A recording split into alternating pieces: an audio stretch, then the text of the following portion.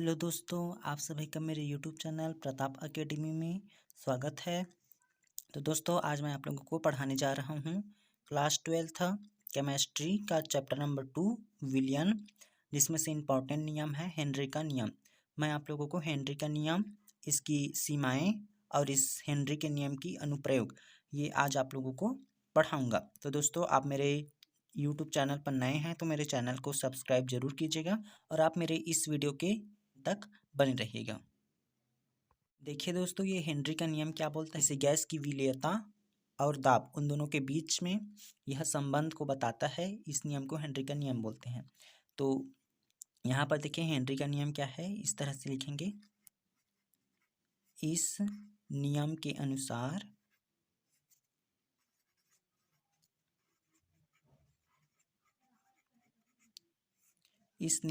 अनुसार स्थिर ताप पर किसी गैस की विलेयता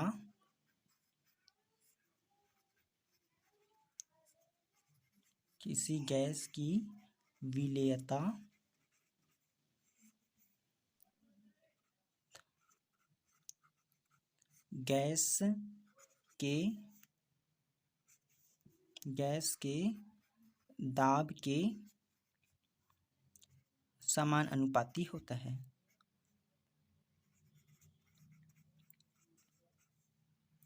समानुपाती मतलब अनुक्रमानुपाती होता है। तो यह है दोस्तों हमारा हेनरी का नियम।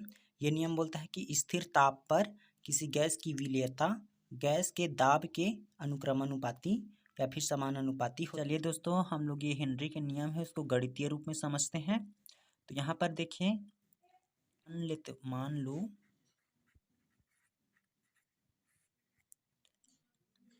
मान लो द्रव की इकाई आयतन में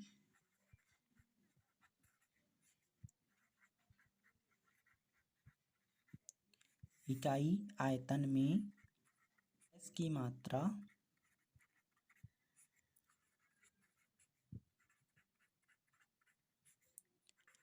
m ग्राम है। ये देखिए दोस्तों, यहाँ पर क्या मानते हैं हम लोग कि द्रव की इकाई आयतन में गैस की जो मात्रा है वह m ग्राम है तथा गैस का दाब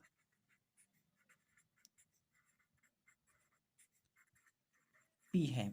ये देखिए दोस्तों, हम लोग ये मानते हैं कि द्रव की एक इकाई आयतन में एक द्रव लेते हैं, उसमें जो गैस घुली हुई गैस है उसकी मात्रा m ग्राम है और उसका दाब P है।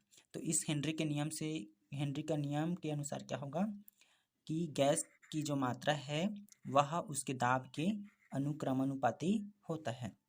तो ये देखिए अनुक्रमानुपाती होता है, तो इसको इस तरह से हम लोग लिख सकते हैं। यहाँ पर देखिए दोस्तों, जब ये वाला चिन्ह को जब हम लोग हटाते हैं तो हम लोग एक के नियतांक लगाते हैं। तो यहाँ पर ये आ गया। अब यहाँ पर देखिए दोस्तों, ये जो के है इसको यहीं रहने दीजिए और ये पी को इधर पक्षांतर कर दीजिए, तो ये हो जाएगा।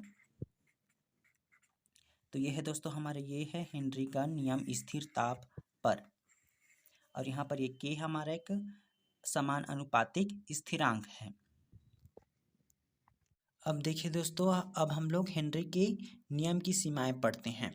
तो देखिए दोस्तों, हेनरी के नियम की सीमाएं का मतलब है कि हेनरी का नियम कहाँ कहाँ पर लागू होता है। तो ये हेनरी का नियम तभी लागू होगा जब दाब अधिक ना हो, ताप बहुत कम ना हो और गैस विलायक में बहुत कम विलेय हो।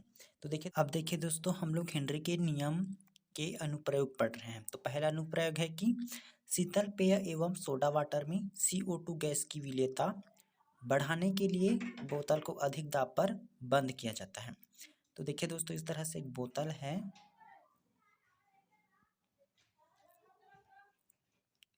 इस बोतल में मान लीजिए कोई भी कोल्ड ड्रिंक का जो बोतल है, इस बोतल में इस तरह से पेय पदार्थ रहता है और इसमें क्या घुला रहता है, इसमें रहता है CO2 गैस।